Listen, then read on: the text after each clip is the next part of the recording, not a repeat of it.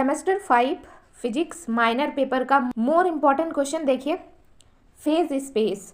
तो a phase space is a space in which all possible states of a system are represented with each possible state corresponding to one unique point in the phase space. इसका volume निकालने की कोशिश करें तो volume of phase space होगा d, और ये है गामा, ठीक है। D gamma is equal to d x d y d Z D p x d p y d p z, ठीक है। सो ये डिफाइन करने के लिए पूछा जा सकता है बिकॉज हमारे सिलेबस में ये है phase space, that's why. Next देखिए, नेक्स्ट है हमारे पास एंट्रोपी एंड थर्मोडाइनमिक प्रोबेबिलिटी। देखिए एंट्रोपी मैंने लिखा है कि का डेफिनेशन तो पता है, क्योंकि इसके पहले वाले वीडियो में मैंने आपको एंट्रोपी का डेफिनेशन और इसको किससे डिनोट किया जाता है वो वगैरह बता दिया है, ठीक है। तो वो देख लेना पहले वाला वीडियो, इस वीडियो के नीचे डिस्क्रिप्शन बॉक्स मिलता है, वहाँ पर मैं लिंक दे दूँगी, ठीक है। नेक्स्ट, तो अब देखते हैं कि थर्मोडाइनमिक प्रोबेबिलिटी क्या है। तो thermodynamic probability is the number of micro states in A give micro state, it is denoted by W actually, ठीक है। अब definition of entropy, statistical definition of entropy, अच्छा ये तो हो गया। चलिए अब देखना है हमें relation between entropy and thermodynamic probability. मैं थोड़ा सा फास्ट करने की कोशिश कर रही हूँ, ठीक है। अकॉर्डिंग टू बोल्ट्जमैन हम क्या लिख सकते हैं, S equal to function of W, this is equation number first. और ये हमारे पास एक सिस्टम है जिसमें ये दो कंपार्टमेंट है, ये कंपार्टमेंट नंबर 1 और ये कंपार्टमेंट नंबर 2, जिसका कंपार्टमेंट 1 में एंट्रोपी है S1 और दूसरे का है S2। और थर्मोडाइनमिक प्रोबेबिलिटी फर्स्ट कंपार्टमेंट का है W1 एंड सेकेंड का है W2। तो ये स्ट्रक्चर के बारे में बातें हो गई। अब हम लोग लिखेंगे कि the total entropy of the system S is equal to S1 plus S2, this is equation number 2। Total thermodynamic probability of the system क्या होगा, W is equal to W1 into W2, this is equation number 3। आपको क्या करना है, इसको लिखकर practice करना है, ठीक है।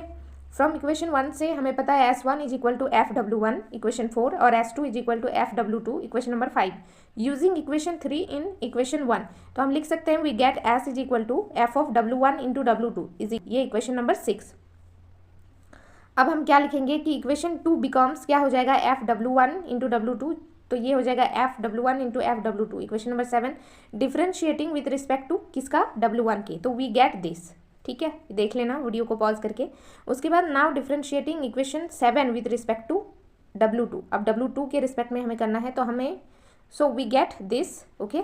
अब डिवाइड करेंगे डिवाइडिंग इक्वेशन 8 बाई इक्वेशन 9 से, तो हमारे पास ये बचेगा F-W1 बटे F-W2, ओके। आगे चलते हैं तो हम लिख सकते हैं और W2 बटे W1 is equal to F-W1 बटे F-W2। Now W1 cross multiply करेंगे तो W1 F-W1 is equal to W2 F-W2। So if the system have a large number of such compartments then this, ठीक है। Video को pause कर लेना। उसके बाद नेक्स्ट स्टेप में हमें इंटीग्रेटिंग करना है विद रिस्पेक्ट टू W1, ठीक है। इंटीग्रेशन पर आपको ये मिलेगा K times of log W1 plus C। So from equation B में हमें F-W2 is equal to K by W2 मिल जाएगा। फिर integrating with respect to W2 करेंगे तो हमारे पास ये इक्वेशन आएगा F-W2 is equal to K times of log W2 plus C।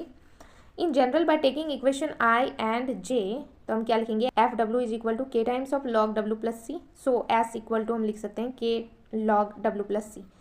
At absolute zero temperature पे S equal to 0, so C equal to 0 basically, and W is equal to 1, then S equal to K log W। ये है relation इनके बीच में। Next है हमारा Fermi energy. तो Fermi energy को define करने के लिए आ सकता है the maximum energy of electrons in a material at absolute zero temperature is called Fermi energy, ठीक है। नेक्स्ट है बोस आइंस्टीन कंडेंशन, ये भी है हमारे सिलेबस में, देख लेते हैं। अ phenomenon occurring in macroscopic system consisting of A large number of bosons at a sufficiently low temperature in which a significant fraction of the particles occupy a single quantum state of lowest energy is called Bose-Einstein condension, ठीक है। सो इसके बाद आप ये सारे questions भी कर लीजिएगा, ठीक है।